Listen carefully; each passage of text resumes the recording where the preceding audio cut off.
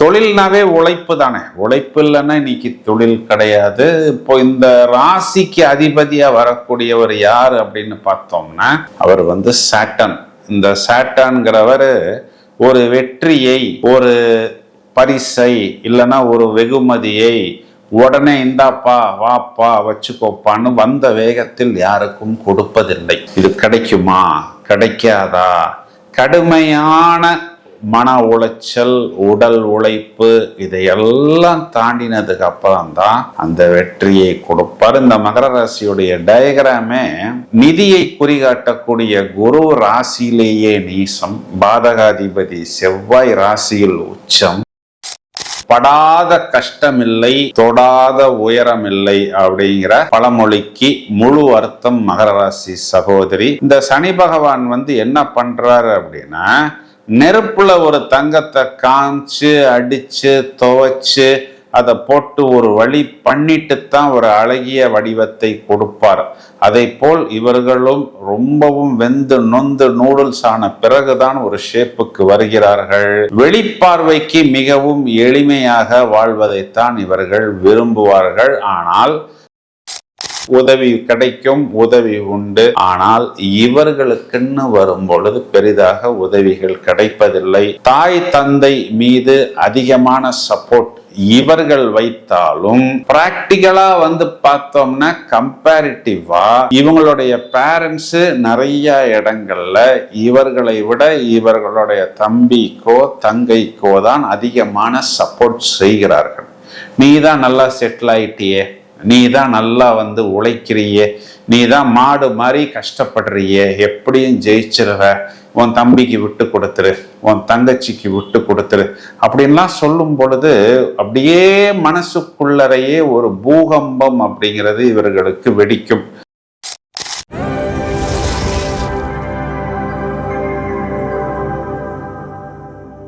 இந்த பதிவில் நாம் மகர ராசியை பற்றி விவரமாக பார்க்க போகிறோம். மகர ராசி சகோதரிகள் யார், எங்கே, எதற்காக, ஏன், எப்படி திட்டப்படுகிறார்கள், இதற்கு என்ன சொல்யூஷன்? காலபுருஷ சக்கரம் பிரகாரம் மேஷத்திலிருந்து 10வது இடமாக வரக்கூடியது இந்த மகர ராசி.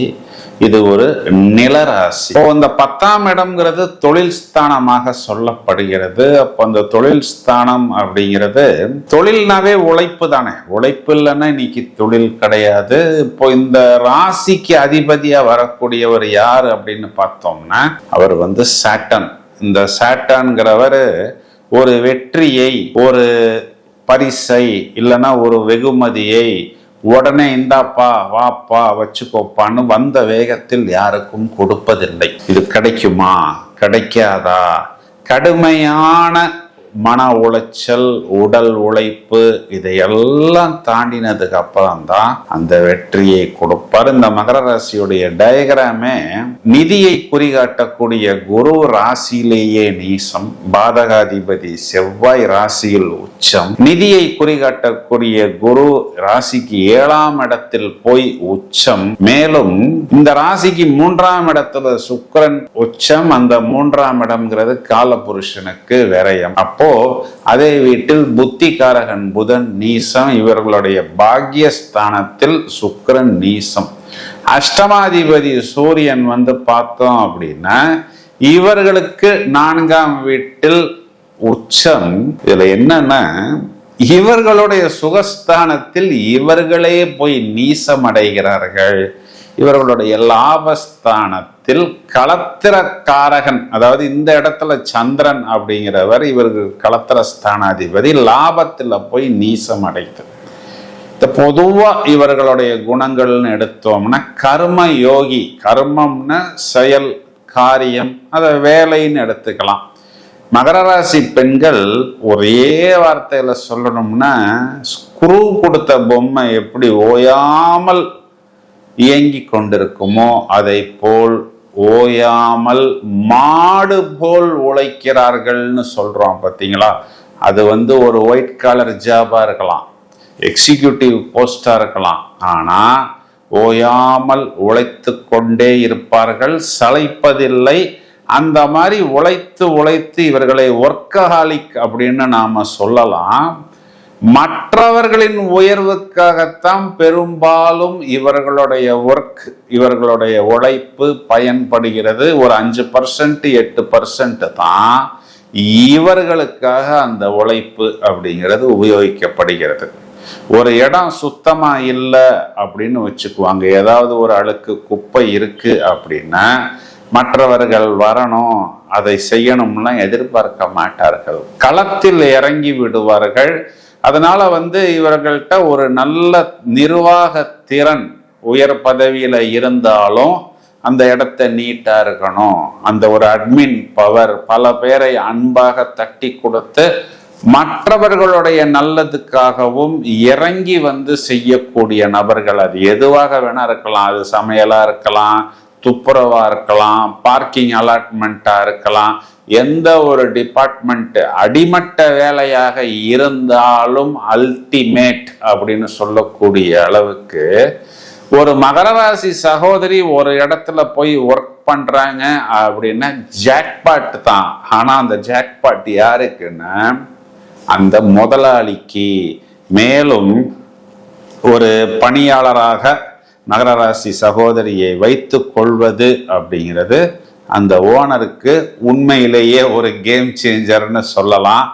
படாத கஷ்டமில்லை, தொடாத உயரமில்லை அப்படிங்கிற பழமொழிக்கு முழு அர்த்தம் மகர ராசி சகோதரி. இந்த சனி பகவான் என்ன பண்றாரு அப்படின்னா, நெருப்புல ஒரு தங்கத்தை காய்ச்சி அடிச்சு துவைச்சு அதை போட்டு ஒரு வழி பண்ணிட்டு தான் ஒரு அழகிய வடிவத்தை கொடுப்பார். அதை போல் இவர்களும் ரொம்பவும் வெந்து நொந்து நூடுல்ஸ் ஆன பிறகுதான் ஒரு ஷேப்புக்கு வருகிறார்கள். வெளிப்பார்வைக்கு மிகவும் எளிமையாக வாழ்வதைத்தான் இவர்கள் விரும்புவார்கள். ஆனால் பின்னால இவங்களுக்கு ஒரு நல்ல வசதியான சொகுசான வாழ்வு அப்படிங்கிறது ஏற்படும். அதாவது ஒரு 32 33 இல்லை 36 வயதுக்கு பிறகு அந்த வெற்றிகளும் அந்த வாய்ப்புகளும் வசதிகளும் இவர்களை தேடி வரும். இவங்களுடைய ஆழ் மனதில் என்ன ஓடுகிறது அப்படிங்கிறத யாராலும் கண்டுபிடிக்க முடியாது. எவ்வளவு பெரிய ரகசியமாக இருந்தாலும் உள்ளேயே அசை போட்டு கொண்டே இருப்பார்கள். இந்த ராசிக்கு மாடு ரொம்ப பொருத்தமாகும். இந்த மாடு ஒரு இடத்துல போய் சாப்பிட்டுட்டு அப்புறமேட்டு ஒரு இடத்துல தனியா உட்காந்து அப்படியே அந்த சாப்பிட்டதை எடுத்து அசை போட்டு கொண்டே இருக்கும். அந்த மாதிரி எல்லா விஷயங்களையும் வைத்து யோசித்து கொண்டே இருப்பார்கள். இந்த 12 ராசிகள்லேயே தங்களுக்கு செய்த உதவியை மறக்காமல் இறுதி வரை நன்றி உணர்வோடு இருக்கக்கூடிய ராசின்னா அது மகரத்துக்குத்தான் பூரணமாக பொருந்தும். இவர்களுக்கு நேர கட்டுப்பாடு அப்படிங்கிறது ரொம்பவும் பிடிக்கும். அதான் பங்க்சுவாலிட்டி, சொன்ன நேரத்துக்கு கரெக்டா செயல்படணும். பேச்சை மாற்றி மாற்றி பேசுவதெல்லாம் இவர்களுக்கு பிடிக்காது. எதையும் முகத்துக்கு நேராக அடித்தது போல் பேசி விடுவார்கள். அதனால் இவர்கள் திட்டப்படுகிறார்கள். அநியாயத்துக்கு ஷார்ட்கட்டு, குறுக்கு வழி, அப்படி அட்ஜஸ்ட் பண்ணிப்போ, அதெல்லாம் நோ. அதற்காக இவர்கள் திட்டப்படுகிறார்கள். அழுத்தமான சிந்தனை, என கள்ளம் கபடம் இல்லை, ஒரு குழந்தை மனம். இவர்களை பலர் புரிந்து கொள்ளாமல் இவர்களை திட்டுகிறார்கள். திட்டினாலும் ஏசினாலும் எப்பொழுதுமே இவர்கள் சிந்தனையுடனும் எச்சரிக்கையுடனுமே செயல்படுவார்கள். சுற்றியுள்ள எல்லா விஷயங்களுக்குள்ளும் இதயத்துக்குள் இவர்கள் சென்று கொள்ள மாட்டார்கள். தங்களுக்கு தேவையானதை மட்டும் எடுத்துக்கொண்டு மற்றவரையும் அப்படியே விட்டு விடுவார்கள். தேவையான விஷயத்தை மட்டும்தான் அவர்கள் எடுத்துக்கொள்வார்கள். புதியவர்களிடம் பழகும் பொழுது கொஞ்சம் கூடுதல் எச்சரிக்கையுடன் நாம் இவர்களை காண முடியும். அதனால உடனே இவர்கள் திமிர் பிடித்தவர்கள், எகாயிஸ்டிக் பர்சன்ஸ் அப்படின்னு நாம் இவர்களை சொல்ல முடியாது. மேலும் சுய முயற்சியால் தான் இவர்கள் வெற்றி பெறுவார்கள். இவர்களுடைய புகழ், தொழில் வளர்ச்சி, இது எல்லாமே இவர்களுடைய விடாமுயற்சியால் உருவானது மட்டும்தான். இதற்காக எப்பொழுதும் மற்றவர்கள் சப்போர்ட் பண்றதெல்லாம் கிடையாது. மேலும் இவர்களுக்கு மற்றவர்களை போல் எளிதாக வருமானமோ வெற்றியோ வருவதில்லை. ரொம்பவும் போராடி வியர்வை சிந்தி உழைத்த பிறகுதான் அந்த வருமானம் இவர்களுக்கு கிடைக்கிறது. இவர்களுக்கு பணம் வர தொடங்கிவிட்டால் மழை மழை மழை அப்படின்னு ஒரு மின்னல் வேகத்தில் அந்த வருமானம் வரும். ஏன்னா இவங்களுடைய தனஸ்தானத்துல ராகுவோடைய நட்சத்திரம் அப்படிங்கிறது இருக்கிறது. ஆனா இவர்களுடைய தனஸ்தானாதிபதி தன்னுடைய ஸ்தானத்திற்கு பாதக ஸ்தானத்தில் போய் உச்சமடைகிறார். அப்படின்னா என்ன அர்த்தம்னா, கும்பத்துக்கு துலாம் பாதகமாக வருகிறது, அந்த துலாத்தில் சனி உச்சம். அதனால் கிடைத்த பணத்தை இவர்கள் பக்குவமாக சேஃப்டியாக செலவு செய்கிறார்களா, செதற விடுகிறார்களா அப்படிங்கிறது ஒரு கேள்விக்குறிதான். பூமி காரகன் செவ்வாய் ராசியில உச்சம்ங்கிறதுனால வர்ற வருமானத்தை இடம், பூமி, பிளாட், அபார்ட்மெண்ட், ஊருக்கு வெளியில எங்கேயாவது வாங்கி போட்டா கூட அது இவர்களுக்கு ஒரு பாதுகாப்பான முதலீடு. நிறைய மகர ராசி சகோதரிகளுக்கு தங்கம் பெருசாக தங்குவதில்லை. ஏன்னா ராசியிலேயே குரு நீசம். இதுல என்னன்னா, இவர்கள் பராமரிக்காத சொத்துக்கள், இவர்களுடைய வீடாக இருக்கலாம், இல்ல நிலமா இருக்கலாம், இதெல்லாம் வாங்கும் பொழுது பக்கத்துல ஏதாவது பாழடைந்த கட்டிடம், காலி நிலம், இந்த மாதிரியான விஷயங்கள்லாம் இருந்தால் கொஞ்சம் ஜாக்கிரதையாக பார்த்து வாங்கணும். மிகவும் பார்த்து பார்த்து இவர்கள் ஆசையாக வீடு கட்டுவார்கள். ஆனால் கட்டிய பிறகு அதுல ஏதாவது ஒரு மாற்றம், அதை திரும்ப இடித்து கட்டுவது, அதை புதுப்பிப்பது, புது மாடல் பண்ணுவது, இதையெல்லாம் இவர்கள் யோசித்து கொண்டே இருப்பார்கள். 10ஆம் இடமான துலாம் இவர்களுக்கு தொழில் ஸ்தானமாக விளங்குவதால் நிறைய அந்த கலைகள் சம்பந்தப்பட்ட கார்மெண்ட்ஸ், ட்ரெஸ்ஸு, மேலும் இந்த உடல் உழைப்பு, யூட்டிலிட்டி சர்வீசஸ், இதில் எல்லாம் கொடிகட்டி பறக்கக்கூடியவர்கள் நிறைய பேர். இந்த nursing, catering, IT, marketing, designing, கட்டிடக்கலை, ஆர்கிடெக்சர், சிவில் இன்ஜினியர்ஸ், இந்த மாதிரியான விஷயத்துல கூட இவர்கள் நன்றாக வலம் வருகிறார்கள். மேலும் எந்த ஒரு காரியத்தில் இறங்கினாலும் அதில் ஆதாயம் மட்டுமன்றி மேலும் கூடுதல் பெனிஃபிட் கிடைக்கணும் அப்படின்னு இவர்கள் எதிர்பார்ப்பார்கள். சூரியன் இவர்களுக்கு அஷ்டமாதிபதியாக இருந்தாலும் இவர்களுடைய சுகஸ்தானத்தில் உச்சமடைவதனால் அப்பா கிட்ட ஒரு அட்டாச்மெண்ட் திருமணமான பிறகு கூட இவர்களுக்கு இருந்து கொண்டே இருக்கும். மேலும் இவர்களுடைய தொழில் ஸ்தானத்தில் சூரியன் நீசம் அடைகிறது. அப்படின்னா என்ன அர்த்தம்னா, இவர்கள் வேலை செய்யக்கூடிய இடமாக இருந்தாலும், தொழில் செய்யக்கூடிய இடமாக இருந்தாலும் அரசாங்க சிக்கல், முட்டுக்கட்டை, அதாவது கவர்மெண்ட்ல ஒரு ரூல்ஸ் இருக்கும். அந்த ரூல்ஸை நிறைய நேரத்தில் இவர்கள் தெரியாமலேயே கூட ஸ்கிப் பண்ணியிருப்பார்கள். சில நேரத்தில் அதுக்குண்டான ஃபைன் எல்லாம் கட்ட வேண்டிய சூழ்நிலை இவர்களுக்கு நிறைய ஏற்படுகிறது. திருமணத்துக்கு பிறகு வாழ்க்கை துணையை தக்க வைத்துக் கொள்வதற்காகவே நிறைய செலவுகள் செய்யறதுல முதலில் நிற்பவர்கள் அப்படின்னா மகர ராசி சகோதரிகள் தான். அதனாலதான் புத்திசாலித்தனமா இவர்கள் ஒரு இடமோ சொத்தோ பூமியோ வாங்கி வைத்துக் கொள்வது. ஏன் அப்படின்னா, இவங்களுக்கு அந்த 32, 33 வயதுக்கு பிறகுதான் ஒரு பெரிய வெற்றி அப்படிங்கிறது ஏற்படுகிறது.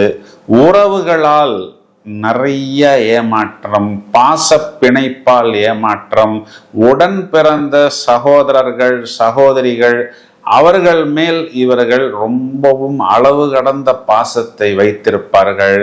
அவங்களெல்லாம் கேட்காமலேயே தங்கத்தை எல்லாம் கூட எடுத்து கொடுத்து விடுவார்கள். பின்னால நிறைய பணத்தை எடுத்து கொடுப்பார்கள். இப்போ என்ன ஆகும், அதெல்லாம் திரும்ப வராமல் நிறைய இடத்தில் பிளாக் ஆகிவிடும். பாசத்தால் அண்ணனுக்கு எடுத்து கொடுப்பது, தம்பிக்கு எடுத்து கொடுப்பது, பணத்தை எடுத்து கொடுப்பது, நகையை எடுத்து கொடுப்பது, இதெல்லாம் திரும்ப கிடைக்குமான்னா பல இடங்கள்ல கிடைக்கிறது கேள்விக்குறிதான். அப்போ என்ன ஆகும், இது வீட்டுக்குள் கணவன் மனைவிக்குள் தெரிய வரும் பொழுது குடும்ப வாழ்க்கையில் ஒரு மிகப்பெரிய சிக்கலை ஏற்படுத்துகிறது. இதனால் நிறைய மகர ராசி சகோதரிகள் குடும்ப வாழ்வில் பிளவு அப்படிங்கிறது ஏற்பட்டிருக்கிறது. மேலும் நேரடியாக காசை கொடுக்காமல், இப்போ சகோதரனுடைய பையனுக்கு ஸ்கூல் ஃபீஸ் கட்டலாம், இல்லைன்னா தங்கச்சியோடைய பொண்ணுக்கு காலேஜ் ஃபீஸ் கட்டலாம், இந்த மாதிரி இன்டைரக்டாக உதவுவது புத்திசாலித்தனம். மேலும் இதுல இன்னொரு விஷயம் என்னன்னா, இவர்களால் எப்பொழுதும் எந்நேரமும் மற்றவர்களுக்கு உதவி கிடைக்கும், உதவி உண்டு. ஆனால் இவர்களுக்குன்னு வரும் பொழுது பெரிதாக உதவிகள் கிடைப்பதில்லை. தாய் தந்தை மீது அதிகமான சப்போர்ட் இவர்கள் வைத்தாலும் பிராக்டிகலா பார்த்தோம்னா கம்பேரிட்டிவா இவங்களுடைய பேரண்ட்ஸ் நிறைய இடங்கள்ல இவர்களை விட இவர்களுடைய தம்பிக்கோ தங்கைக்கோ தான் அதிகமான சப்போர்ட் செய்கிறார்கள். நீ தான் நல்லா செட்டில் ஆயிட்டியே, நீ தான் நல்லா உழைக்கிறியே, நீ தான் மாடு மாதிரி கஷ்டப்படுறியே, எப்படியும் ஜெயிச்சிருவ, உன் தம்பிக்கு விட்டு கொடுத்துரு, உன் தங்கச்சிக்கு விட்டு கொடுத்துரு அப்படின்லாம் சொல்லும் பொழுது அப்படியே மனசுக்குள்ளறையே ஒரு பூகம்பம் அப்படிங்கிறது இவர்களுக்கு வெடிக்கும். தங்களுடைய குழந்தை, குறிப்பா அந்த முதல் குழந்தை பெண் குழந்தையாக பிறந்த பிறகு நிறைய மகர ராசி சகோதரிகள் வாழ்க்கையில ஒரு நல்ல உன்னத நிலைக்கு அடைந்திருக்கிறார்கள். ஏன் அப்படின்னா இவர்களுடைய 5ஆம் இடம் காலபுருஷனுக்கு 2ஆம் இடம். அந்த இடத்துல பார்த்தோம்னா சந்திரன் அப்படிங்கிற ஒரு கிரகம் உச்சம் அடைகிறது. அப்போ அந்த இயல்பா முதல் குழந்தை பெண் குழந்தை பிறந்த பிறகு மகர ராசி சகோதரிகள் நல்ல ஒரு மிகப்பெரிய வெற்றியை அடைகிறார்கள். இவர்களுக்கு உடல்நிலை அப்படின்னு எடுத்து பார்த்தோம்னா இந்த சாட்டர்ன் என்ன பண்றாருன்னா 40 வயது கடைந்த பிறகு ஆஃப்டர் ஏஜ் 40 உடம்பு பெருசா இவர்களுக்கு ஒத்துழைக்காமல் ஆர்த்தோ ப்ராப்ளம்ஸ், மெயினா அந்த பேக் பெயின், நீ பெயின், லெக் பெயின் இதெல்லாம் ஏற்படுகிறது. பல் தொந்தரவு அதிகம் சந்திக்கிறார்கள். பல் சொத்தை, கிளிப்பு போடுவது, பற்களுடைய ஒரு ஒழுங்கற்ற அமைப்பு, கண் பார்வை கோளாறு இதெல்லாம் இவர்கள் வயிறு, அடிவயிறு போன்ற விஷயங்களில் அதிகம் சந்திக்கிறார்கள். இவர்கள் தங்களுடைய மனக்குழப்பம் தீர்வதற்கு யோகா, தியானம், வாக்கிங், குலதெய்வம், டயட்டு போன்ற விஷயங்களை எல்லாம் இவர்கள் கரெக்டாக ஃபாலோ பண்ணணும். ரெகுலரா ஆஞ்சநேயர் வழிபாடு, காவல் தெய்வம் வழிபாடு இதையெல்லாம் இவர்கள் ஃபாலோ பண்ணும் பொழுது இன்னும் நல்லா இவர்கள் லைஃப்ல ஒரு உன்னத நிலைக்கு வர முடியும். மகர ராசி பெண்களுடைய காதல், லவ் அப்படிங்கிறத பார்த்தோம் அப்படின்னா காதலிக்கு முன் சாதாரணமா ஒரு நபரை பார்த்து ஓகே ஐ லவ் யூ அப்படின்லாம் இவர் சொல்ல மாட்டார்கள். இவர் உண்மையானவரா, வெறும் வேஷம் போடுகிறாரா, இல்ல கொடுத்த வார்த்தையை வெறும் வேஷம் போடுகிறாரா, இல்ல கொடுத்த வார்த்தையை காப்பாற்றுவாரா, இவருடன் நம்ம டிராவல் பண்ணும் பொழுது எதிர்காலம் அப்படிங்கிறது பாதுகாப்பானதா அப்படின்னு ஒரு பெரிய விஞ்ஞானி போல் ஆராய்ச்சி செய்த பிறகுதான் இவர்கள் காதலை ஏற்றுக்கொள்வார்கள். இதனால என்னன்னா இவர்களிடம் சம்மதம் வாங்குவது அப்படிங்கிறது அந்த ஆண்களுக்கு ஒரு பெரிய சேலஞ்சு. மேலும் தன் உடன் பிறந்தவர்களுக்காக இவர்கள் ரகசியமாக நிறைய விஷயத்தை விட்டு கொடுப்பார்கள். நான் ஏற்கனவே சொன்னது போல் இது வீட்டில் தெரிய வரும் பொழுது ஒரு பூகம்பம் வெடிக்கிறது. திருமணத்துக்கு பிறகு கணவன், மாமியாரோ, மாமனார், இன்லாஸு, பெற்றோர் இதெல்லாம் என்னன்னா சொத்தின் மீது ஏதாவது ஒரு இடத்துல குறி வைப்பாங்க. பக்கத்து வீட்டு மருமகளை பாரு, எய்த்த வீட்டு மருமகளை பாரு, அவங்க போய் அவங்களுடைய பூர்வீகத்திலேருந்து, அதாவது அவங்க அப்பா அம்மாட்டேருந்து அழகாக வாங்கிட்டு வந்துட்டாங்க, நீ என்னப்பா முட்டாளா இருக்க. திருமணத்துக்கு பிறகு நிறைய மகர ராசி சகோதரிகள் சந்திக்கக்கூடிய பிரச்சனை என்னன்னா இவங்களுடைய மாமியார், மாமனார், இன்லாஸ் எல்லாம் நாசுக்காக பேசுவார்கள். எப்படின்னா பக்கத்து வீட்டில் இருக்கிற மருமகளை பத்தியா, அவங்க அப்பாட்டேருந்து, அவங்க அம்மாட்டேருந்து, அவங்க அண்ணங்கிட்டேருந்து, அவங்க ஊர்லேருந்து இந்த சொத்தை எடுத்துட்டு வந்துட்டா, இதை எடுத்துட்டு வந்துட்டா, ஆனா நீ அப்படிங்கிற மாதிரி ஒரு கொஸ்டின் மார்க்கை போட்டு விடுவார்கள். அப்போ என்ன ஆகும், மனதுக்குள் இவங்களுக்கு ஒரு பெரிய துன்பத்தை இவர்கள் உணர்கிறார்கள். திருமண வாழ்க்கையில என்னன்னா இவர்கள் அடிக்கடி திட்டங்கள் போட்டுக்கொண்டே இருப்பார்கள். ஆனா பிராக்டிக்கலா நிறைய இடங்கள்ல அந்த இவர்களுடைய திட்டங்கள் எல்லாம் சிதறடிக்கப்படுகிறது. இதுல என்னன்னா இந்த மகர ராசி சகோதரி நிறைய இடங்கள்ல சம்பாதித்தால், உழைத்தால், கஷ்டப்பட்டால் இவர்களுடைய ஃபேமிலி லைஃப் அப்படிங்கிறது ஓரளவுக்கு சுமூகமாக போகிறது. அப்படி இல்லை அப்படின்னா கஷ்டம். என்னுடைய வாடிக்கையாளரே நிறைய மகர ராசி சகோதரிகள் இருக்கிறாங்க. அவங்க குறிப்பா என்ன சொல்லியிருக்கிறாங்க அப்படின்னா, சார் எனக்கு என்னுடைய ஜாபு வருமானம் தான் எனக்கு என் ஹஸ்பண்டு, என் மாமியார், மாமனார், நாத்தனார், குழந்தை எல்லாமே இதுதான். அதுக்கப்புறமேட்டு தான் எனக்கு மற்ற விஷயங்கள் எல்லாம். ஏன் அப்படின்னா இவர்கள் பொதுவாகவே கர்ம யோகி. அதுதான் இவங்களுக்கு ஒரு பாதுகாப்பு, சேஃப்டி.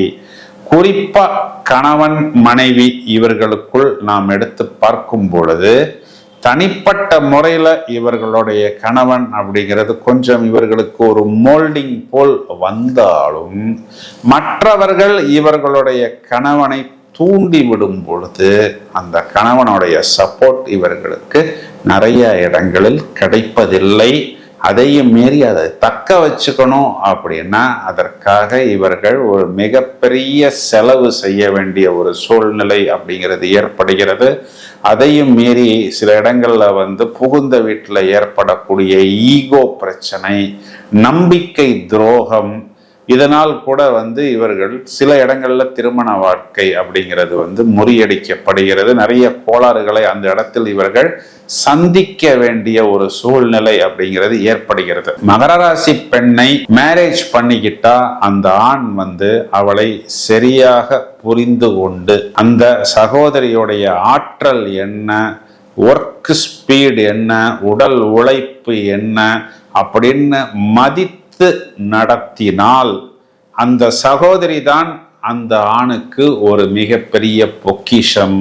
அந்த ஆணை தூக்கிவிட போவது அந்த சகோதரி தான். இதை மட்டும் புரிந்து கொண்டால் போறோம்.